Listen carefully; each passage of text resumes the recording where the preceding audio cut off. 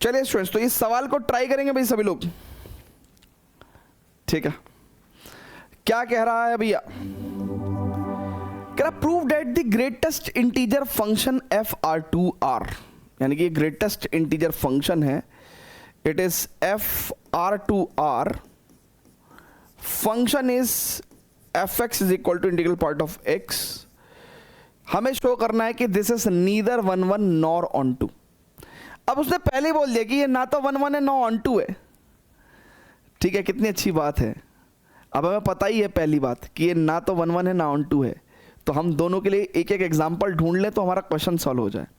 But point इस question में ये है कि बच्चों को ग्रेटेस्ट इंटीजर फंक्शन का आइडिया नहीं है, और क्योंकि ग्रेटेस्ट इंटीजर फंक्शन का आइडिया नहीं है, इस चक्कर में ये क्वेश्चन टफ हो जाता है, और जो आपके लिए थोड़ा सा भी टफ है, टेढ़ा है, वो आपके एग्जाम के लिए इंपॉर्टेंट क्वेश्चन है। राइट है क्या? चलिए, तो कैसे करेंगे इस सवाल को? देखिए, सबसे पहले तो ग्रेटेस्ट इंटीजर फंक्शन को समझिए। इसमें होता क्या है कि अगर अंदर इंटीजर है तो बाहर सेम इंटीजर आ जाएगा। अंदर अगर 1 है तो बाहर 1 आ जाता है। लेकिन अगर अंदर नॉन इंटीजर है, लेट्स से 2.9 है, तो जस्ट छोटा इंटीजर आता है। 2.9 का आंसर 2 है ना। 2.9 से जस्ट छोटा इंटीजर 2 है। इनफैक्ट 2.8 से भी जस्ट छोटा इंटीजर 2 ही है। इनफैक्ट 2.7 से भी जस्ट छोटा इंटीजर 2 ही है। राइट तो यहां पे आपको साफ पता चल गया कि यार फंक्शन की वैल्यू 2.7 पे, 2.8 पे, 2.9 पे सब जगह 2 ही है। तो ये तो वैसे ही मैनी वन फंक्शन हो गया ना। आप देखो ना, जब कई सारे अलग अलग नंबर पे सेम ही वैल्यू मिल रही है तो ये तो वैसे ही मैनी वन फंक्शन हो गया। तो यहां पे हम कहेंगे कि फॉर 1 1 हम क्या बोल सकते हैं कि यार फंक्शन का वैल्यू 2.7 पे भी और 2.8 पे भी, दोनों जगह ही है ना, कितनी है भैया वैल्यू? बेसिकली 2.7 और 2.8 पे दोनों जगह सेम ही है, यानी कि जस्ट छोटा integer 2, but 2.7 is not equals to 2.8 and hence not 1 1। Right है क्या सर? क्लियर है क्या? राइट चलिए सर, 1 1 तो आपने इजीली बता दिया। अब ऑन टू कैसे करेंगे?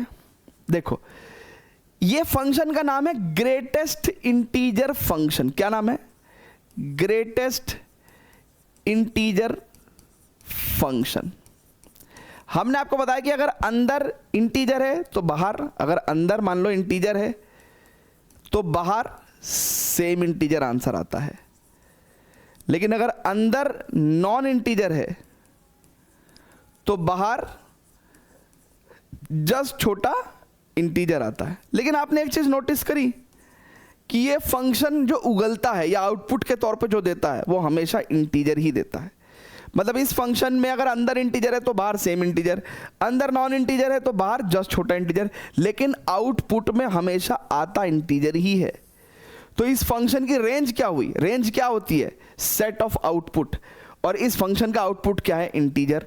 तो इसलिए set of integers he range हो जाएगी इस फंक्शन की। तो इस फंक्शन की अगर हम लोग बात करें क्या कि भाई रेंज क्या है, तो इस फंक्शन की रेंज क्या है? It is set of integers. Right है क्या? जबकि कोडोमेन क्या है? All real numbers. कोडोमेन क्या है? All real numbers. और ये दोनों अनइक्वल हैं, तो रेंज क्योंकि कोडोमेन के इक्वल नहीं है, एंड हेंस हम लोग क्या कह सकते हैं कि it is not onto. ठीक है, hence it is not onto. देखिए, अब एक बच्चे को अगर इंटीजर और रियल नंबर में डिफरेंस ही नहीं पता है तो फिर उसे 12th की मैथमेटिक्स की प्रॉब्लम नहीं है, फिर वो 10th की मैथमेटिक्स की प्रॉब्लम है। बट अगर आपको थोड़ा सा नहीं भी पता है तो मैं एक बार बताने की आपको कोशिश करूंगा। खैर, हमें ये तो पता चल गया था ना कि भाई 2.7 2.8 पे एक ही वैल्यू दे रहा है, यानी कि मल्टीपल पॉइंट्स पे एक वैल्यू का देना, ये मैनी वन फंक्शन की है ना निशानी है।